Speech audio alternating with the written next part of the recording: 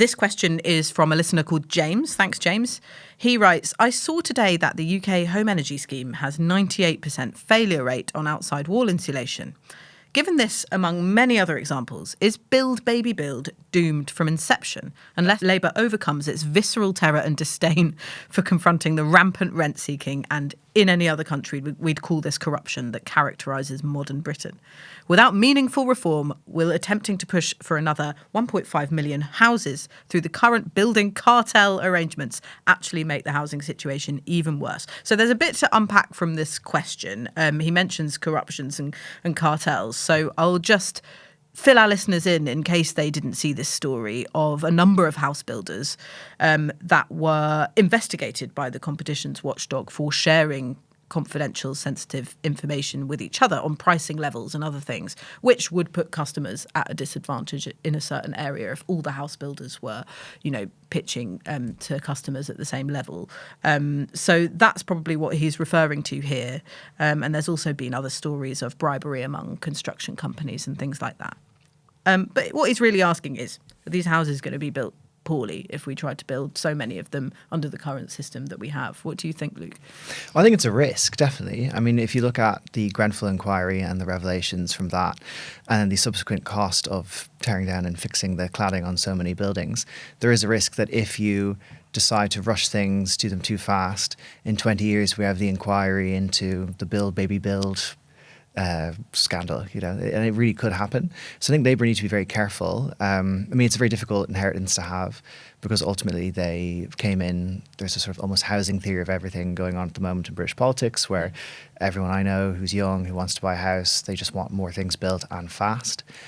Labour only have a couple of years to solve this, but at the same time they're dealing with a system that's been left behind by the previous government in terms of regulators, in terms of house builders, in terms of safety standards that makes it incredibly difficult for them to fulfil that obligation. What's interesting from a political angle is that Steve Reid has really staked his reputation on this. When I was at Labour conference, he was wearing the Build Baby Build hats. Yeah, I saw him walking around with that hat. Yeah, and his acolytes, you could tell them immediately. In a way, it was quite a great episode of branding because you could tell someone's beliefs quickly by what they were wearing on their head. And there's a very strong YIMBY movement in Labour now. I think it's often particularly excites young men who kind of want to see big construction projects brought forward. And I do think with Reid, it's a big risk because when you set a target like that, and you can see the party shies away from targets and other things, right? If you want to talk about immigration and how many people are coming in out of the country, people are quite reluctant to set a figure on that because they know then you can get bashed with it. Yeah. But by saying 1.5 million homes, it was kind of blue sky thinking. It was this idea of we're going to hit 1.5 million, we're going to transform the country. In some ways, I don't know if they ever fully believed they would hit 1.5, but if you're talking about building them and then leading to higher costs afterwards, that target could end up being something that hoists them by their own petard. Yeah, I did a piece recently on the state of new build houses that have already been built or are in the process of being built and how poor quality so many of them are. And actually a source there's an ombudsman now for people to take their disputes to over the state of their new build because it's so difficult to navigate the warranty and legal system otherwise.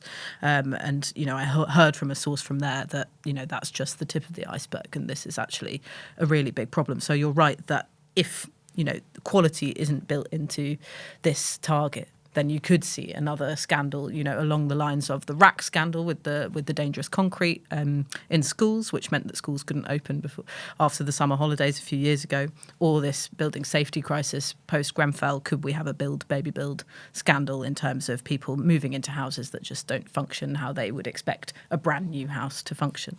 But I think the big question at the moment and the big risk for the government is actually meeting that target at all.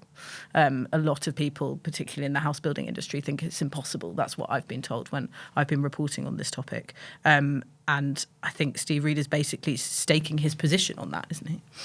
Yeah, and I think it's interesting because when I saw him at conference, he had a kind of almost manic energy. He was running around, he was shouting "Build, baby, build." People were shouting it back at him.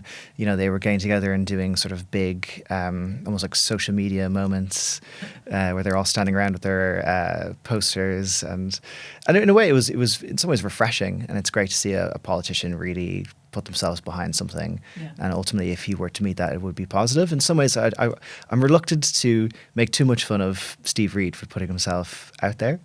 But I do think politically it will be disastrous for him when they don't meet that target, and it could well be a career ender.